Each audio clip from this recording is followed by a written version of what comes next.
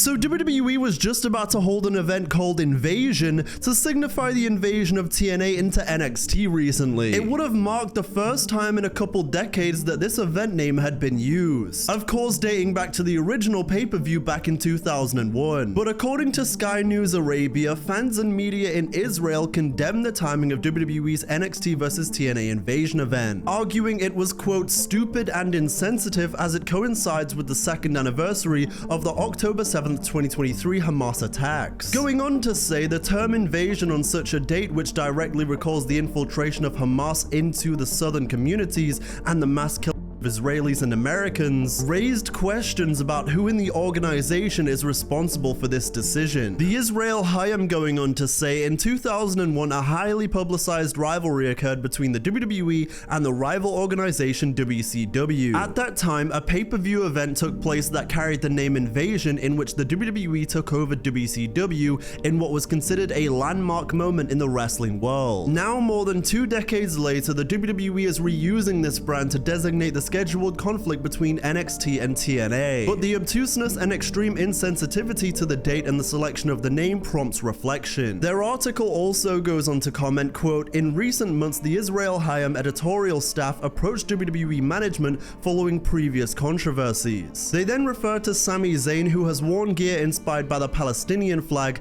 featuring the colors red, white, black, and green to show public support for Palestine, though some of his attire incorporates stars similar to the Syrian flag. It's really no secret where Zayn sides with. In both obvious and subtle ways, he's made references like this for a while now. One of the more recent occasions being at SummerSlam in his match against Karrion Kross. In addition, WWE legend CM Punk displayed his support for Palestine in May this year by wearing ring gear in the colors of the Palestinian flag, along with Sami Zayn as his partner at Saturday Night's main event in that month. This act of solidarity sparked a range of emotions, with many praising the wrestlers for their stance, and then again, some suggesting the colors represent the Syrian flag instead. But where are we right now with all of this? Well, WWE actually decided to cave, and the event has now been renamed to Showdown. We've been working together wonderfully for months now.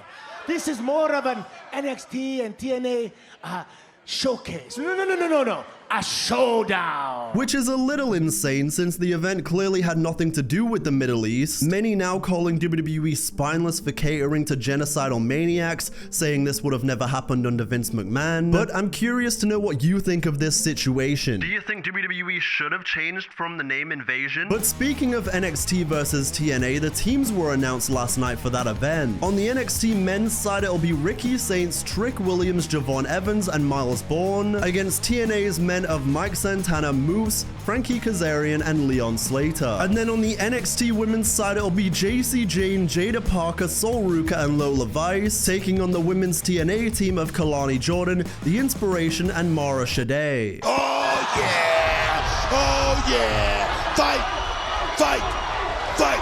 Here we go! Many also pointing out that Matt Cardona perhaps should have been on Team TNA, given that it was hinted at. He wouldn't even shake my hand. He wouldn't even look at me.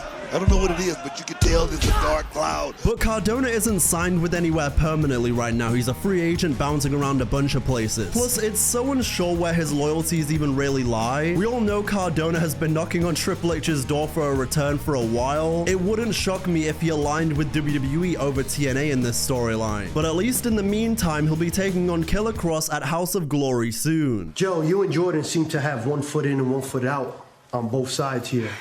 And there's no way that next week I'm leaving it up to chance or any question marks. Regardless, you know how the Hardys recently spoke about wanting to win the NXT tag titles? Well, there's a winner-takes-all match happening against Dark State on that show next week, and I think it's gonna happen. iShow Speed ran into Randy Orton again recently, and he tried to give him a taste of his own medicine. Watch out. What's up, man? What's good, Randy? You good, man? Good to see you. Yo, thank you for pulling up, man. Oh, yeah. Thank you for pulling up. Over there, Thank you, man. Yeah. Hey, congratulations. Thank you. Yeah. I guess we'll do a little something in a couple weeks, right? Well, yeah. You ready for that? I am. Yeah, of course, bro. I am. Let's do it, man. Hey, thank you for not actually RKOing me just now. Oh, no. Even though you owe me one. Hey, you did a lot of you did a lot of shit to me. I should have just did it. Of course, referencing all the history between Orton and Speed in WWE. Interesting that Orton mentioned doing something in a couple of weeks with Speed. Will Speed be showing up again on WWE TV, perhaps around Survivor Series or even after Crown Jewel in Australia?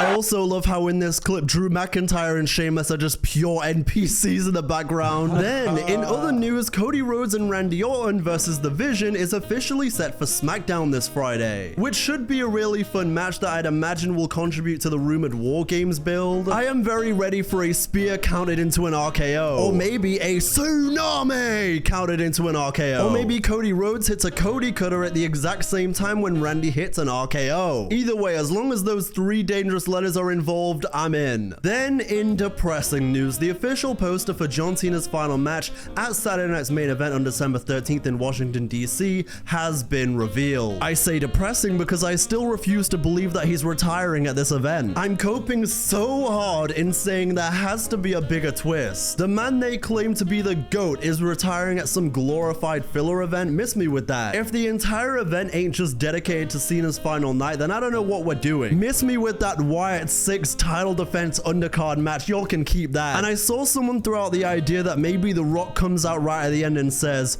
"John, I still have your soul," and changes the number from 0 matches left to 1. Now, of course, that is completely fantasy booking. That probably won't happen because The Rock doesn't even show up on an average day, but hey, maybe. I don't know. We also have the ticket prices for that final match at Saturday Night's Main Event, which have been revealed too, and they are ridiculous. You've got the likes of the 5th row on the ramp side at $6,500 per ticket. The 2nd row will cost you a small amount of $9,500, and if you want to be on the TV side for the ringside package, in the front freaking row, well, look to cough up nearly 12 grand per ticket. And if you just want the standard seats, well, yeah, $250 to $3,000. I'm not even gonna say much about TKO because I've said it all before at this point. Speaking of John Cena, you have to commend him on how he dealt with this awful interviewer question recently. For people who don't know, there was just one of those stupid internet rumors that John Cena died from COVID. Was there a small part of you that wanted to just kind of go along with it for a day? What and where is the good in that? I guess people would just be like, John Cena. I love John Cena. He's such a great guy. Remember that time? People would share anecdotes. Guy would have tweeted, "Remember that time John Cena wanted to fuck my belly button? Man, I miss that guy." I know you guys are trying to have some fun. I just lost a really close friend 2 days ago. Oh shit. And, no, that's cool. So when I say something like that and you take the smile off your face, loss is a really tough thing. I don't think, especially at this point, at any point, the fragile nature of human life is a headline to grab. So I know what you're trying to do. I can't fault you for trying, but in taking a moment to reflect on the passing of a good close friend of mine, man, I see things from a completely different perspective. I just don't think that's the right avenue for me to go down. But I'm just saying, in this case, right now, here, that's just not a path I want to go down. Gotcha. I hear you. It's just not a path I want to go down. I'm not funny anyways, so I won't even try to go down that route. I genuinely think in all of the world's conflicts, if you gave John Cena a microphone in 10 minutes, he'd have world peace by the end of that promo. Then The Miz is not happy that fans are not asking for one final Miz versus Cena match in WWE. It pisses me off as a WWE superstar because I feel like I have had a big rivalry with John Cena. I've had multiple WrestleManias with John Cena, and yet the fans aren't sitting there clapping and sitting there saying, hey, we want The Miz versus John Cena. They're saying we want AJ Styles versus John Cena. John Cena has 5 matches left, or 5 dates. I don't even know how many matches are left in his pocket, but there's 5 dates. That's it. That's either 5 superstars are going to get an opportunity to be in the ring, and I want myself to be one of them. Got to get vocal. We got to make it happen. I've been vocal. I've been the first person to say out there that I want to put my name in the hat to go against John Cena. I was the first person. When I heard about the whole farewell tour, I said, I want to be the first person to put my name in the hat. All the fans had to do was tweet and go on Instagram and talk about it. Get it riled up. to where it would be The Miz versus John Cena one last time. But no, you wanted the Randy Orton. You wanted the Brock Lesnar. You wanted the AJ Styles. You didn't ask for this guy. Honestly, I would have preferred The Miz as one of the final retirement tour opponents over some of those wasted tag appearances. Kai Cenat's generational run continued when he had the freaking Hardy Boyz on his stream recently.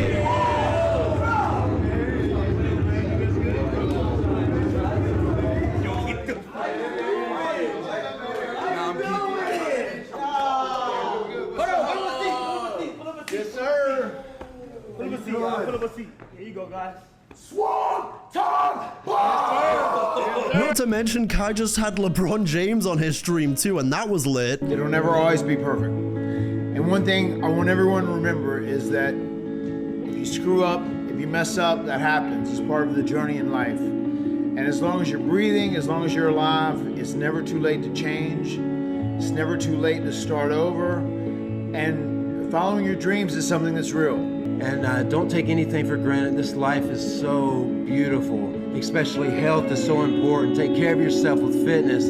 Ice baths have been a life game changer for me. And just love over fear each and every day. Then, NXT call-ups are now being held close to the vest and are less strict when it comes to talent being called up from NXT to the main roster. Which I should hope so, given that the likes of Fraxium right now are just twiddling their thumbs backstage. They also seemingly have no idea what to do with Julia or Kiana James. And so I really hope, and this is a must, they have to at this point have already given a bit of thought to where Obafemi is going to be in the first 6 to 12 months of his main roster career. You have to. The next wave is also going to feature the likes of Trick Williams, who you cannot fumble the way you fumbled Carmelo Hayes so far. So personally, I fully side with them delaying the next call-up a little bit because I want it to be done right. Speaking of NXT, we had yet another departure recently leaving WWE.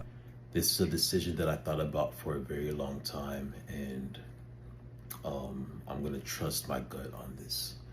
With that being said, for the past 4 years, I had the chance and the opportunity to meet and work with incredible people, from the wrestlers to the referees, to the creative team, to the medical staff, and of course to all the coaches who put in so much time and effort into making me better. And for that, I will always appreciate y'all. And of course to all the fans who have supported me and stuck by my side through all these years, thank you. I know a lot of people immediately were like, who? Regardless of if you remember Edris's short stint or not, I wish him all the best in whatever he decides to do next. And if wrestling is still his passion, then I hope he makes a bigger name for himself and proves everyone wrong. Then, sources familiar with the Indianapolis Wrestlemania deal say that officials in Indianapolis have no clue when they're actually getting a Wrestlemania. To which I go ahead and say, first time? You can join London, Tennessee, and New Orleans in the maybe not getting a Wrestlemania purgatory. Because if you ain't Las Vegas or Saudi Arabia, good luck.